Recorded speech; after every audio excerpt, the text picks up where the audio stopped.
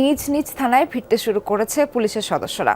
স্বাভাবিক কার্যক্রম এবং প্রাথমিক সেবা দেওয়ার জন্য প্রস্তুত থানাগুলো। নিরাপত্তার বিষয় নিশ্চিত করতে থানার ভেতরে ও বাইরে অবস্থান করছে সেনাবাহিনীর সদস্যরা। এ বিষয়ে আরও জানাতে কুমিল্লা থেকে যুক্ত হচ্ছেন সহকর্মী খোকন চৌধুরী।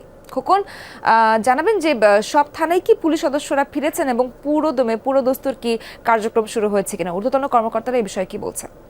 শিয়া বাটার ও ভিটামিন ই সমৃদ্ধ Lily glam beauty soap. Lily, always beautiful.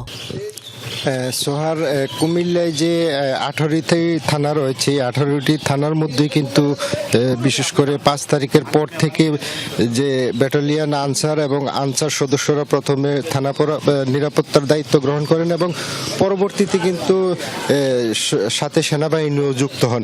তবে এখন পর্যন্ত কিন্তু যে 18টি থানা এলাকা রয়েছে তার মধ্যে আপনারা জানেন যে 60টি থানা কিন্তু আক্রান্ত হয়েছে, অর্থাৎ ভাঙচুর, অগ্নিসংযোগ সহ লুটপাটের ঘটনা ঘটেছে। তবে এখন থেকে কিন্তু সেগুলিকে আসলে পুনরায় চালু করার বিষয়ে প্রশাসন ভাবছে। আমরা গতকালও কথা বলেছিলাম জেলা প্রশাসনের সঙ্গে, তারা বলছেন যে আসলে এখন পর্যন্ত পুরোপুরি তাদের কার্যক্রম শুরু না হলেও ইতিমধ্যে কিন্তু তাদের প্রস্তুতি চলছে এবং যে লুট হয়েছে যে অস্ত্রগুলো সেগুলো কালেকশনের কাজ চলছে, অর্থাৎ দফায় দফায় কাজ করছে। তবে পুরো কাজটি কিন্তু আসলে যে মাঠ লেভেলের কাজটি আপনারা জানেন যে বিশেষ করে ট্রাফিক নিয়ন্ত্রণ শিক্ষার্থীদের পক্ষ থেকে করা হচ্ছে বা অন্যান্য প্রতিষ্ঠান তাদের সঙ্গে যুক্ত হয়েছে।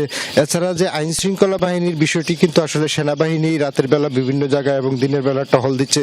এখন সব মিলিয়ে কিন্তু আসলে কুমিল্লার যে 18টি থানা এখনো এগুলোর কিন্তু আসলে কার্যক্রম পুরোপুরি শুরু হয়নি এবং তারা বলছেন হয়তো খুব শীঘ্রই আসলে পুলিশ তাদের কর্মস্থলে ফিরবেন এবং তাদের যে কর্মকাণ্ড রয়েছে তারা পুনরায় শুরু করতে পারবেন। তো এখন পর্যন্ত কিন্তু তাদের এই প্রস্তুতির মধ্যেই রয়েছে। হয়তো আজকে বিকেল নাগাদ হয়তো আরো কিছু আমরা নতুন তথ্য জানতে পারবো আসলে শেষ কখন পর্যন্ত পুলিশ তাদের কাজে অংশগ্রহণ করবে।